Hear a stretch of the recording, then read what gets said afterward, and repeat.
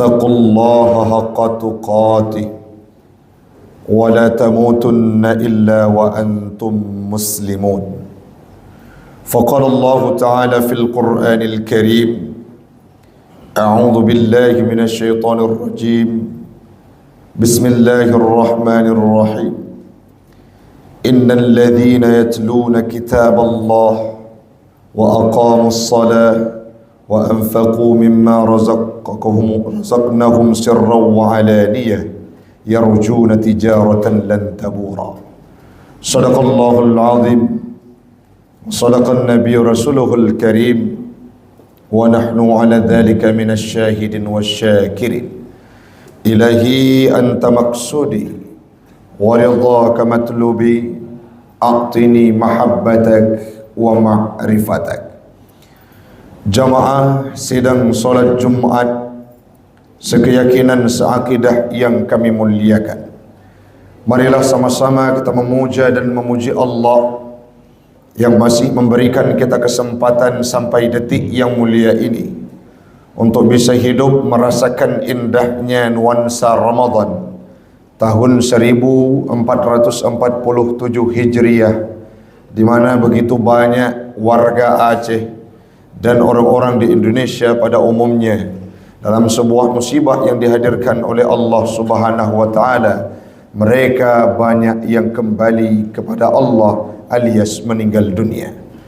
Salawat dan salam marilah sama-sama kita hantarkan keharibaan baginda Rasulullah sallallahu alaihi wasallam, seorang nabi yang diberikan mukjizat terindah, mukjizat terbesar, yakni Al-Quran, yang menjadi tuntunan dan pedoman bagi kita semua, yang mana Nabi Muhammad layak disebut sebagai representasi daripada implisit yang terkandung dalam Al-Quran itu sendiri. Salawat dan salam kepada al dan sahabat beliau sekalian, para alim ulama mutaqaddimin dan mutaakhirin yang muktabar kedua-duanya. Yang kita hormati Bapak Direktur yang hari ini hadir bersama kita, pengurus masjid, PKM, jamaah sidang solat Jumat yang tidak mungkin disebutkan namanya satu persatu, insya Allah semuanya kita akan dimuliakan oleh Allah Subhanahu wa taala. Semoga duduk kita pada siang ini akan menjadi duduk yang bermakna, yang tentunya kita sangat berharap seperti inilah kita dikumpulkan oleh Allah dalam surganya kelak di yaumil qiyamah. Amin amin ya rabbal alamin. Hamba Allah jemaah sekalian, mengingat nanti malam sudah masuk dalam peringatan nuzulul Quran di beberapa tempat, khususnya di tempat kita di Aceh, maka kami tertarik untuk membahas seputaran Al-Quran yang tentunya bermanfaat bagi pribadi kami dan umumnya kepada jamaah sekalian. Pertama sekali kita awali dengan sebuah survei yang pernah dilayangkan oleh Kemenak RI tahun 2023. Tercatat bahwa 44,57% warga Indonesia tidak bisa membaca Al-Quran. Yang bisa membaca Al-Quran pada survei tersebut tercatat hanya 55%. Yang selanjutnya pada tahun 2017 kisarannya ada sebuah survei yang dilakukan oleh Institut Ilmu Al-Quran Jakarta. Tercatat bahwa kurang lebih 65% warga Indonesia tidak bisa membaca Al-Quran. Kita tarik, ada survei berikutnya, 35% di antara orang yang bisa baca Quran, mereka termasuk dalam kategori buta aksara. Dalam survei yang lain, dengan estimasi sekitar antara 65% hingga 72% umat muslim Indonesia dilaporkan belum bisa membaca Al-Quran. Taksiran waktunya survei tersebut dilakukan antara tahun 2021 hingga tahun 2022. Yang kita paparkan tadi, ini merupakan pukulan terberat bagi kita penganut agama Islam yang berKTP-kan Muslim. Kenapa? Karena sangat banyak orang-orang Islam, jangankan untuk paham terhadap kitab sucinya, jangankan untuk mengikuti apa yang disampaikan oleh Al-Quran, membaca saja di antara mereka belum bisa dan tidak mampu. Ini merupakan sebuah pukulan yang menyisakan tangisan dalam relung hati kita bersama. Maka wajarlah saat hari ini kita melihat fenomena bahwa para pemuda yang hidup mereka porak-poranda dan pongah terhadap aturan yang ditawarkan oleh Al-Quran. Kenapa? Karena mereka secara survei, kalau kita akumulasi substansinya, mereka sangat jarang berinteraksi dengan Al-Quran itu sendiri. Al-Quran berkata sehari semalam dianjurkan untuk sujud dan ruku. Dalam sebuah ibadah solat, mereka tidak pernah mendengarkannya, mereka tidak pernah membacanya. Jadi wajar ada para pemuda yang mengabaikan solat. Al-Quran berkata, dalam bulan Ramadan diperintahkan kutiba alaikumusiyam, difardukan kepadamu berpuasa. Ada di antara pemuda kita hari ini yang mereka kadangkala acuh tak acuh terhadap sebuah ibadah yang diberikan dengan nama puasa dalam bulan suci Ramadan. Kenapa? Karena apa yang disuarakan oleh Al-Quran mereka abaikan. Ada orang yang kadangkala mencari solusi.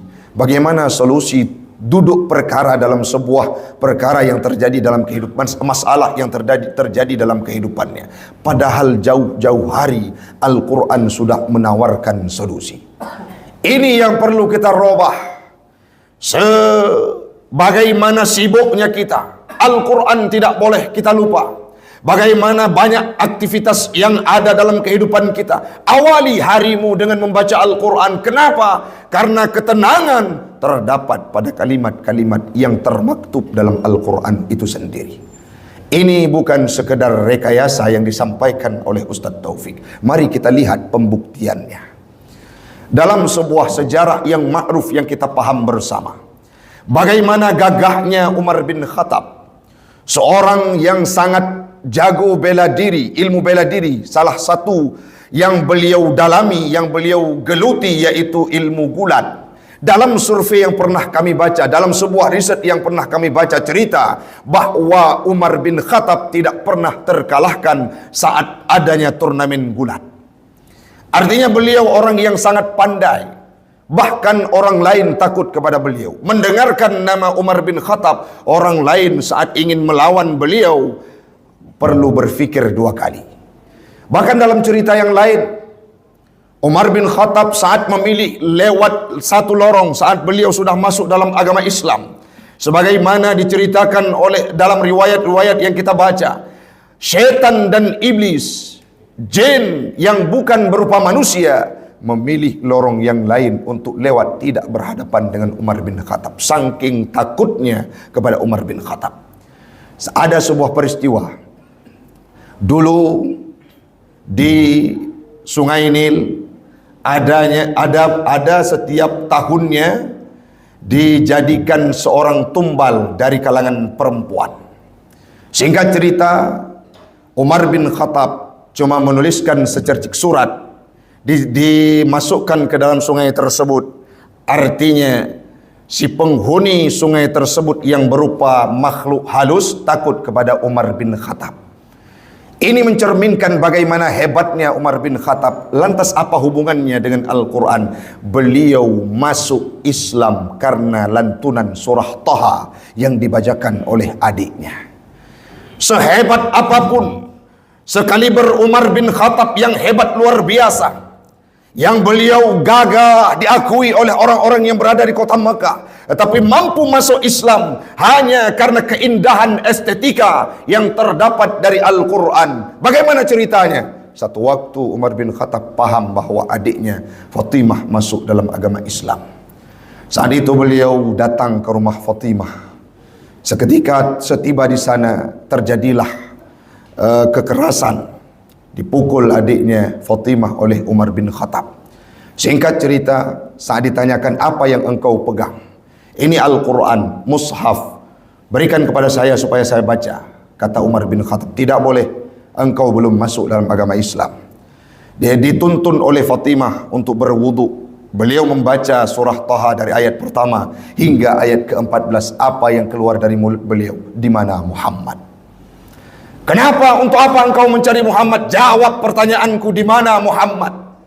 Rupanya setelah beliau membaca surah Taha, terketuk hatinya. Seketika meninggalkan tempat kediaman adiknya, beliau berangkat untuk berjumpa dengan Nabi Muhammad. Setiba di suatu tempat di mana Nabi Muhammad sedang berkumpul dengan sahabat. Setiba di sana, Umar bin Khattab mengetuk pintu.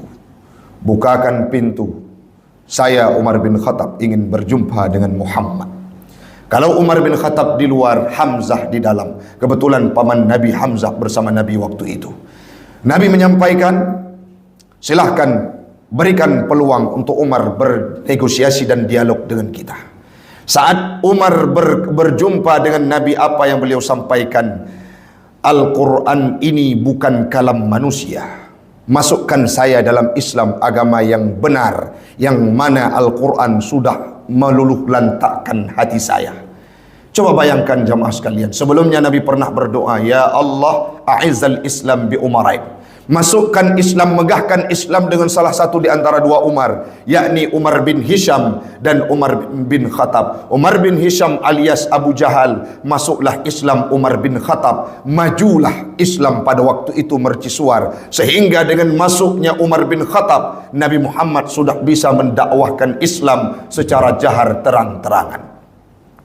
Dari cerita tersebut, apa yang perlu kita petik?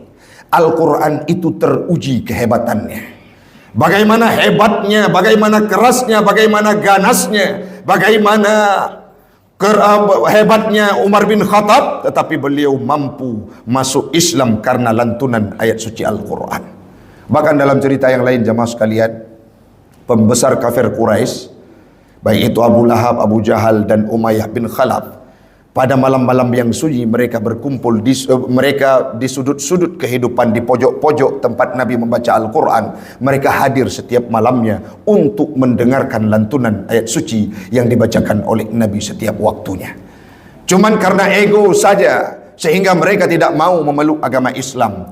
Maka hari ini apa yang perlu kita terapkan dalam hidup?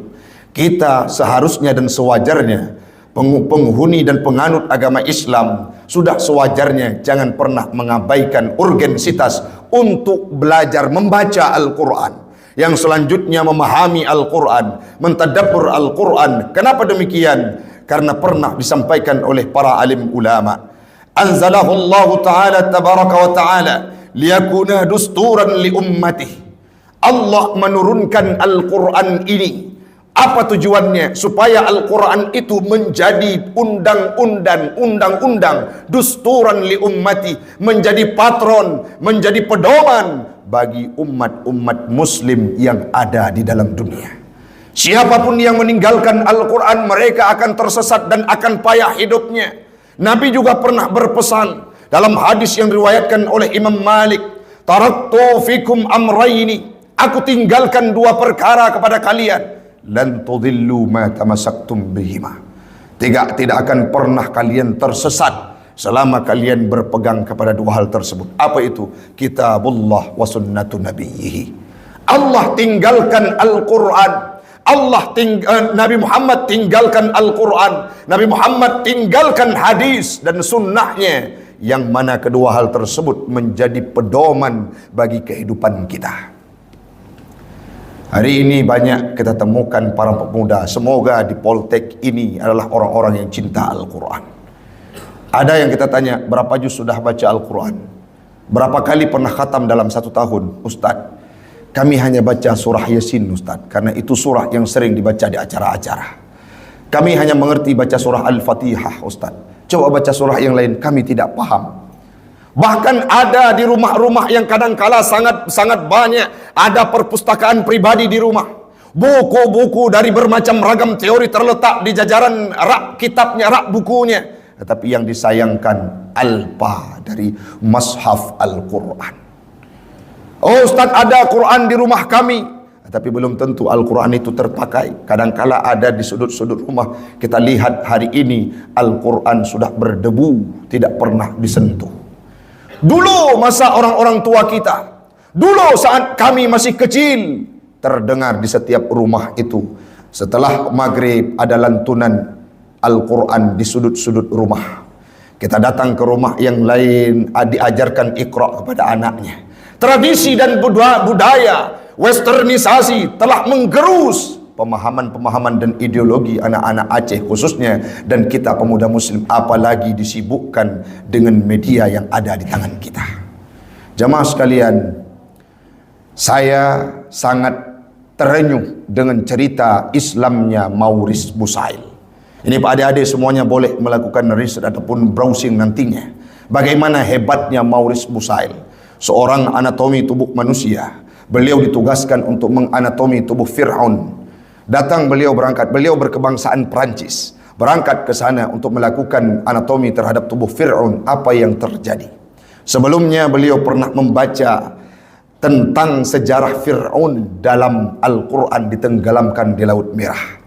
Setelah beliau melakukan anatomi, terdapat zat garam di tubuh Fir'aun. Sinkron ilmunya apa yang beliau dapati dengan Al-Quran, yaitu pernah ditenggelamkan dalam Laut Merah. Air laut itu asin sehingga masih tersisa zat garam di tubuh Fir'aun. Alhasil beliau masuk dalam Islam karena Al-Quran.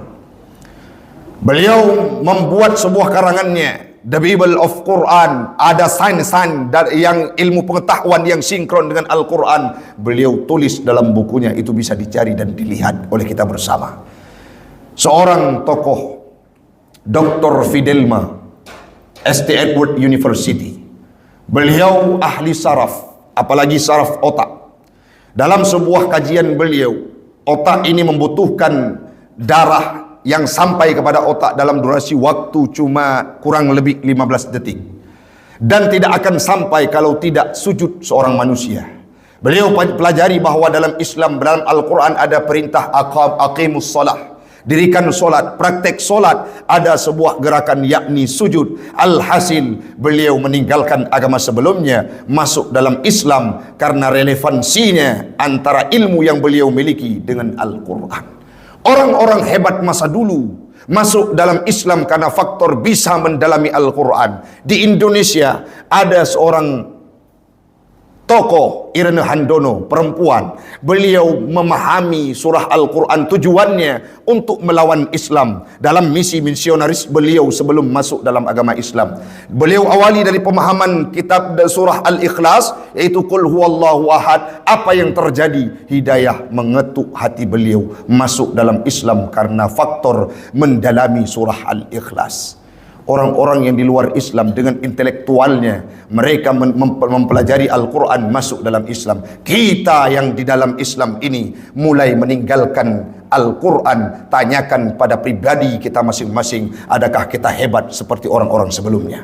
Semoga melalui momentum nuzulul Quran ini, jamaah sekalian, kami berharap mari kita tingkatkan untuk iqra'ul Quran. Fa innahu ya'ti yaumal qiyamah syafi'an li ashabi. Bacalah Al-Quran. Al-Quran itu akan menjadi sahabat kita di yaumil qiyamah, memberikan syafaat, menaungi kita, membantu kita dalam perjalanan melewati panas terik mentari di yaumil qiyamah. Semoga kita menjadi orang yang hamlatul Quran, yang menanggung Al-Quran dan senantiasa bersahabat dengan Al-Quran. Mati kita, di dada kita bertuliskan Al-Quran. Amin. Amin ya rabbal alamin.